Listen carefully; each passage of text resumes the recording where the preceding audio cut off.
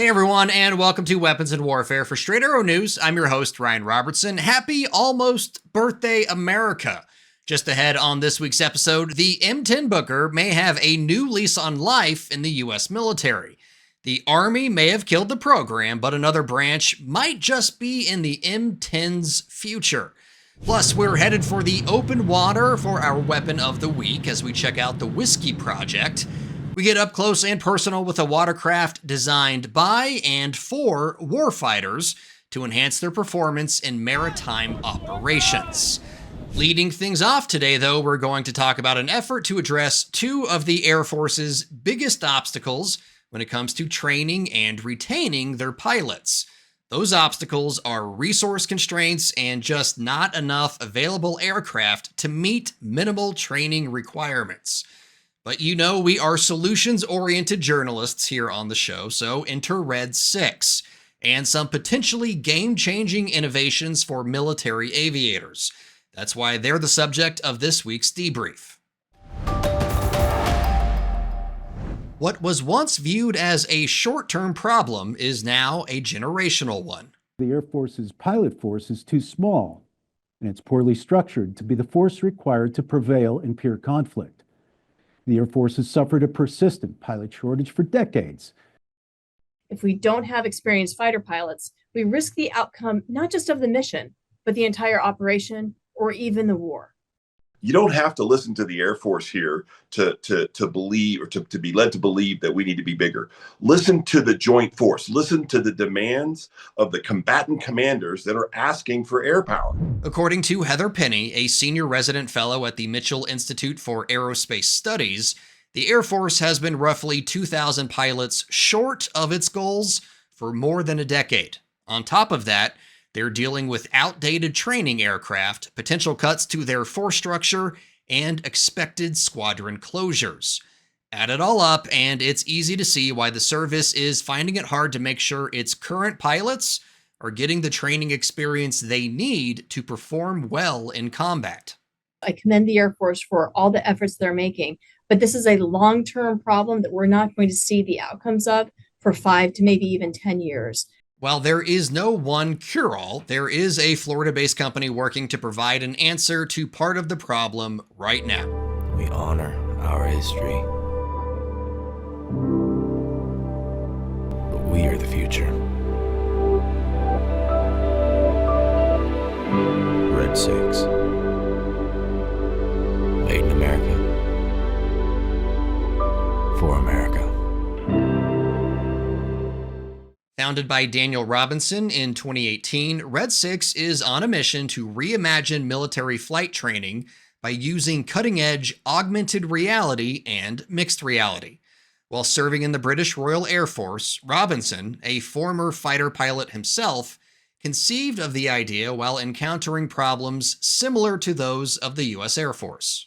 We needed to train against, significant numbers every day of the week against relevant threats, and we were just failing to do that. That experience led him to the idea of putting augmented reality into the cockpit of actual aircraft, rather than a simulator. So we asked ourselves, could we make simulation work outdoors up in the sky? And that was the genesis of the idea for ATARS. The ability to create virtual synthetic worlds, but up in the sky, such that pilots in real airplanes physically are interacting with digital content and digital environments, but outdoors. And that was the idea behind ATARS and Red 6.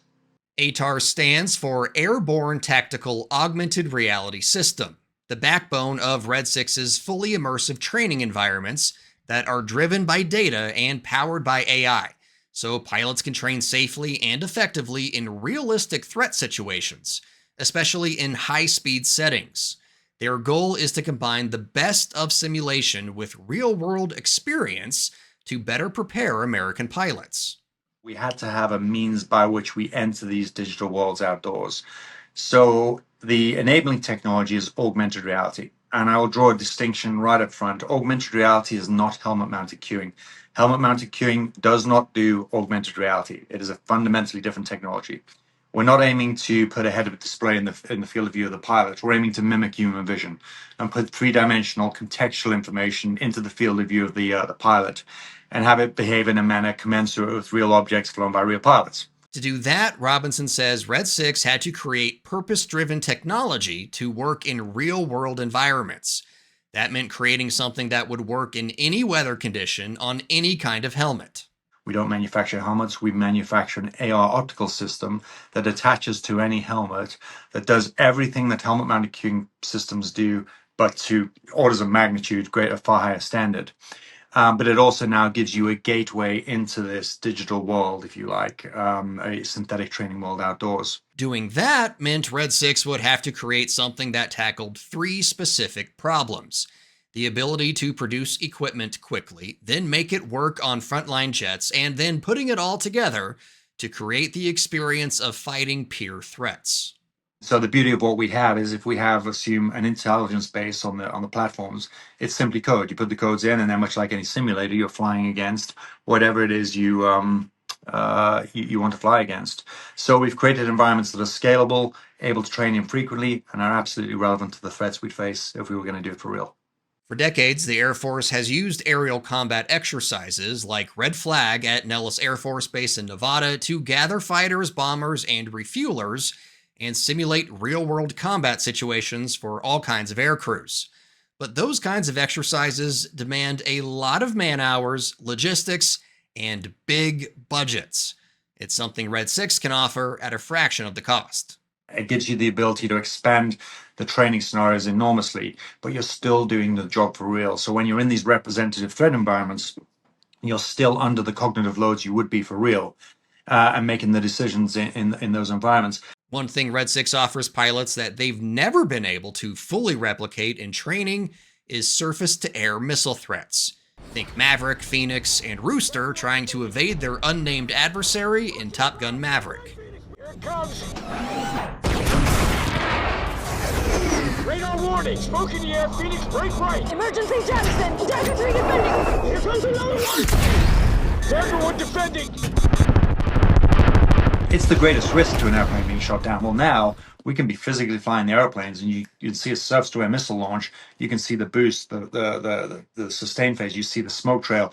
You can see whether it's taking lead and lag. You get to fly the airplane against it, deploy countermeasures, physically try and defeat it with endgame maneuvers. That level of realism training will save lives, and we've never in our history been able to do it. So that's the benefit of bringing simulation and connecting it to live fly. There are multiple examples of that, but that one I think is perhaps one of the most important things.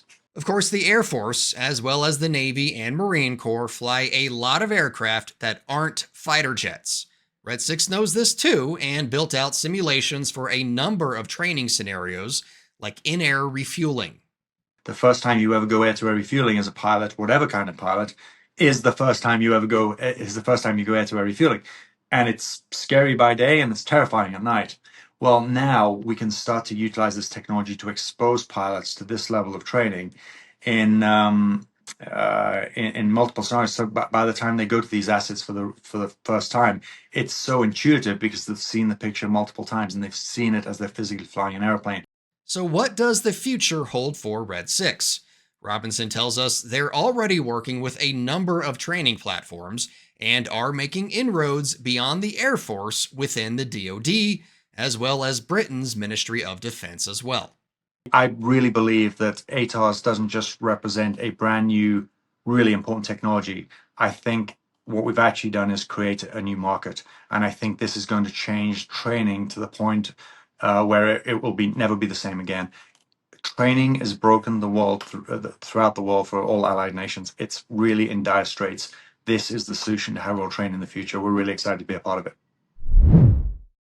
All right, folks, time now for headlines. And you may have noticed there is a guest with me, or I have some company rather with me, not really a guest, because it's super producer Brett Baker. Brett, you are part of every single show. You're also an Air Force veteran. And I've heard you say numerous times you had the most fun out of any Air Force veteran you know. Is that true? That's true. That is true. I had an amazing career. I worked with a lot of great people. I got stationed in a lot of great assignments. I had a lot of great deployments. Nobody had it better than I did. Maybe somebody had it as good, but nobody had it better. So, Brett, you were a DINFOS grad broadcaster in the Air Force. So you were a journalist for the Air Force covering a lot of stories And that experience obviously plays very well to what we do here on the show. For the audience out there, Brett goes with me on when we go out to these defense expos. Excuse me, Brett's there. Brett is the one who puts together most of the scripts for the show. And then the rest of us kind of, add our own flavor to it. So, Brett, really excited to have you here on Headlines. So how this is going to work is I'll give you, the audience, the nuts and bolts of the story, and then Brett and I will dive in with our insights and observations. Hopefully provide you with some deeper context. What do you think, Brett? So we just go ahead and get to it? I say let's get to it. One of the many emerging stories from the recently concluded Paris Air Show was Lockheed Martin's confirmation that the long-awaited TR-3 upgrade, also known as the Technology Refresh 3 for the F-35, is ready for formal government approval. The software and hardware upgrade was originally supposed to be ready back in 2023, but problems with the software pushed that delivery date back to sometime this year. Brett, you and I were at the Lockheed Martin production facility, and this news of the TR-3 was kind of starting to bubble at the time. It's ready. What do you think? Well, I think Lockheed probably be happy to have it, out there in the world, rolling, ready to go. As soon as they get the final government approval, which I would expect will happen soon. Yeah, they've got a lot of stuff on their plate, so I would have to think getting this one off would be a big relief, seeing as how it was supposed to be done in 2024. Yeah. Well, 2023 originally, and then There you all go. the delays and everything, right? TR3, I was doing some research on it. It's a lot to do with fusing the data or making the data fusion easier, empowering more long range weapons. Basically, the F-35 is a flying computer, and this is a bunch of hardware and software upgrades to make it more interoperable with all of the high-tech toys that the Air Force and Space Force are making available. So, like Brett said, good thing to get it off their plate, and that means they can move on to the next. For sure. Think of it as like going from a PS4 to a PS5, and they just keep, delaying the release date for PS5. I think that's probably what this was more a situation of. The F-35s could still fly, could still carry out their missions. They were just kind of waiting on this next piece. Now they're finally, it looks like that's going to happen. You bet. All right. And also, Brett, I said you bet. Something that I always say in interviews is You have a you bet jar. You have a you bet jar. For those who don't know. So Brett always hears me say you bet when he's logging sounds. Sorry about that. The next story that we got going on is, remember the M10 Booker, Brett? We had reported on it a few times. So the M10 Booker, it was $1 billion program. It was supposed to give the Army their first new combat vehicle in 4 decades, but was killed back in May. So what was the Army's loss? Can now be the Marine Corps' gain. At least that's the opinion of 2 Marine officers in a recent Task and Purpose opinion piece. Lieutenant Colonels John Dick and Daniel Phillips state their case by arguing the M10, which is not a tank, would suit the needs of mobile recon battalions better than the newly integrated ultralight tactical vehicle. Brett, I say it's not a tank because it's not. The armor isn't as thick. The gun is not as big. But it is an armored vehicle that these Marine lieutenant colonels think that the recon Marines might be able to use when they're poking and prodding around the battle space. What do you think? Yeah, I think anytime you've put that much time, energy, and investment into something, I would have least liked to have seen, hey, let's see if we can find maybe some other purposes for this before we just kill it outright. So I really appreciate these 2 Marine colonels coming aboard and saying, hey, look, maybe there's another use for this. Maybe this thing doesn't have to go away completely, especially if it suits their needs. I don't begin to pretend to know what the Marine reconnaissance needs, but if a couple guys who are in that position say, hey, this could work, I think they're worth listening to. You bet, right? So yeah, the Marine recon guys, they share a lot of mission sets with Special Operation Forces, to be honest with you, but they are within they are there to support the main infantry of the Marines. So they do some recon, they do some battle space shaping is what it's called. And they do amphibious recon, land recon, all kinds of stuff. So might be an opportunity where they need to, put a hole in a building, take down a bridge. Maybe they come under fire and they need just a little bit more protection than what the ultralight tactical vehicle can offer. those ULTVs, super fast. It's basically like a marine pared down pickup truck that's, super light, super fast. But it's not necessarily offering the most armor, and Marines might have to face some of that. So, we'll see what happens with the M10 Booker coming up. And this last story, Brett, is on the C-17 Globemaster. There's some talks about possibly restarting that production program. No word on which country is asking Boeing to restart the C-17 Globemaster program, but it's possible. In your Air Force days, did you have any opportunity to ride in one of these things? I did. I actually spent a lot of time in C-17s in, I want to say, the summer of 95. They were brand new back then. They still had that new airplane smell. I flew on one over the English Channel to the VE Day 50th anniversary commemorations, which is pretty awesome. But here's my favorite C-17 story.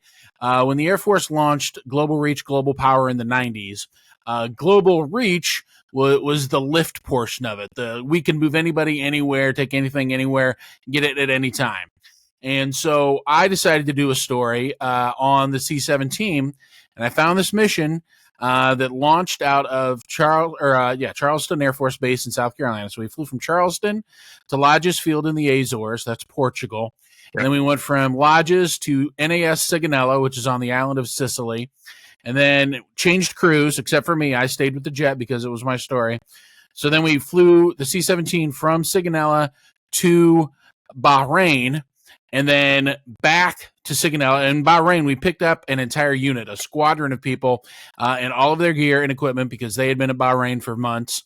And so we picked them all up, flew back to Sigonella, back to Lodges, back to Charleston, and then finally on to Mountain Home Air Force Base, which I think was like some 14,000 miles round trip. Wow. I was the only one that stayed with the jet the entire time because that was kind of my story. The theme was, think of the Pony Express, except now we just changed the rider and not the horse. Yeah. So I have a lot of fondness for the C-17, but that is a very big ask to bring back a program like that. It is not an easy thing to A, start, B, shut down, and then C, consider restarting. That takes a lot of moving parts and pieces, but I can't see where another country would want it because it's an outstanding aircraft and it does so many missions so well that I think, that would, if Boeing's got somebody saying, hey, we're willing to pony up, maybe they consider it. Right. With potential fight in the Pacific, with what we're seeing with Israel and Iran right now, with Israel having to rely on American tankers, the heavy lift capacity, the giant tanker capacity is something that, the Air Force calls it the exquisite systems. And it's something that a lot of smaller countries don't have. But with the U.S. kind of pulling back from NATO, pulling back from that world police role, you start to see these other nations, stepping up and saying, hey, we want some more of those toys also. So could be a good thing for American industry. Could be a good thing for world defense. We'll have to wait and see. Brett, really appreciate you taking the time to join us today. Let's make this a regular thing. What do you say? Absolutely. I think it'll be a fun new part of the show. All right.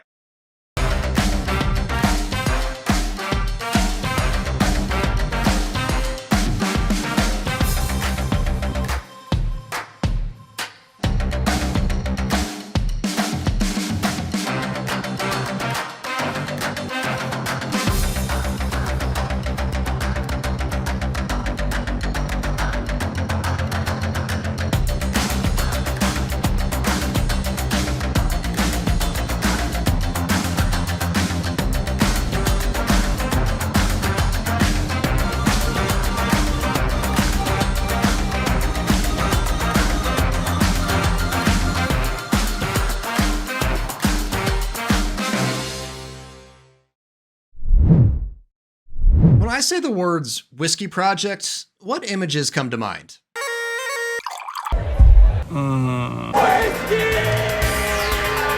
Right? Me too. So imagine our surprise when we pulled up to the team manning the Whiskey Project group booth at Modern Day Marine, only to learn whiskey was code for watercraft. And I mean, it was impressive, no arguing that point, which is why it's our weapon of the week. Even parked on a display stand in the middle of the Washington, D.C. Convention Center, the 30-foot Whiskey Alpha makes an immediate impression. Touted as being crafted by warfighters for warfighters, the Alpha is essentially a product of Darren Schuback's personal experience. I left the Navy and I had a mission to build the boats that I wish we had. Throughout my tenure in the Navy, I experienced a number of different challenges with the small craft that we were conducting our missions from, whether they were safety, performance, or just being generally fit for purpose for the mission at hand. So that was our primary focus through the development of this business. Based out of Sydney, Australia, Schuback is the Whiskey Project's founder and CEO. He tells us the Alpha and its big brother, the 40-foot-long Bravo, feature modular platforms that maximize deck space and payload, making them adaptable for various operations. It was important for us throughout the development of the craft to maximize versatility with any craft we design. And you'll see here in the Whiskey Alpha, it's completely modular by design because the mission sets can change. They can change at a moment's notice, and we need to be able to adapt our craft, adapt our technology to be able to provide a fit-for-purpose solution for the mission at hand. Mission at hand, but also like the customer might be different, right? Like the Australian Royal Navy might want something different than the USMC, then the Navy, they all might want something a little bit different, and you're able to kind of give them that playground, so to speak? Yeah, that's right. It's almost like choose your own adventure with the craft. Whatever you need to do, however you need to adapt the craft, you can do that. And that's not only through the back deck area here, it's through the modular mast system, it's through the access to power, versatility of the architecture underneath the deck here. So it's more than just the deck that you're seeing here. Schuback says the Alpha and the Bravo are built for quick deployment, offering convenient access and retrieval. Both can be transported by land or dropped from the air. What we've done here is demonstrated what we believe to be an ultimate package for the customer, base level package for the customer. We've designed the craft to have that open architecture, electronic infrastructure underneath the craft here so that they can essentially plug and play as they see fit, whether it's by sensor system, whether it's by autonomous systems or remote control systems, whatever they want to plug in, they can plug that in. One major consideration for the design team was improving the ride for the operators. Schuback says historically, crews working on small boats get pretty beat up and have to deal with knee and back problems, the types of injuries that could end careers. So both boats have shock mitigating hulls built from carbon fiber composite. That means the boats are more stable and operators don't get tired or sore on the way to the fight. The design of this hull provides a 40%, up to a 40% reduction in shock onto the hull and therefore onto the human or onto the sensitive equipment that we're hosting on board. It has a lower planing threshold as well, which means it gets up onto the plane and stays on the plane a lot better than the traditional deep V craft, creating more fuel efficiency with the craft as well. As for potential customers, Schuback tells us 4 of the Bravos have already been delivered to Marines in California, where they've been tested extensively for several months. And the Alpha that we were on in DC was actually sent to Marines in Tampa, Florida for testing and evaluation. All opinions expressed in this segment are solely the opinions of the contributors. All right, folks, that's going to just about do it for us this week. Sure hope you had some fun, learned something along the way. Want to thank Brett Baker for helping to turn our headline segment into something new, and thanks to my wife for this awesome shirt that I got as a Father's Day present. It finally came in the mail, so I had to bust it out for the show. If you want to tell me what you think of my fashion sense, you can. Just go ahead and like and subscribe to our social media feeds. Leave a comment in the section that you're supposed to leave comments in. I do read those, despite my friends, family, and coworkers encouraging me not to. All right, for my wrap this week, and with America's birthday just a couple days away, I want to spend some time on patriotism, which simply means devotion to and vigorous support for one's country. I love the United States. I love the fact I live here. I love the opportunities it affords me. I love our origin story about fighting against oppression. I love how people around the world still want to come here for a chance to live the life we have. I do not love everything our country has done. I don't love the atrocities committed against the native people who lived here first. I don't love that we used slave labor to build much of what we have. And I don't love the current animosity and infighting that seems so prevalent today. But I love this country, and I'm a patriot. So in my devotion to this land, I also support this country. What does that mean? Well, the definition of support is to bear all or part of the weight, or to give assistance, to help. If you call yourself a patriot and you don't help your country, you're a liar. So what does the United States need help with right now? Patience, the return of decency and civil discourse, affordable homes, well-paying jobs, schools that teach life skills and aren't diploma factories. I mean, take your pick, folks. The country could use some help in lots of areas. So have fun this July 4th, but also think about how we can fulfill our patriotic duty all year long. How can we help this country all year long? For senior producer Brett Baker, video editor Brian Spencer, and graphics artist Dakota Patillo, I'm Ryan Robertson, from Straight Arrow News, signing off.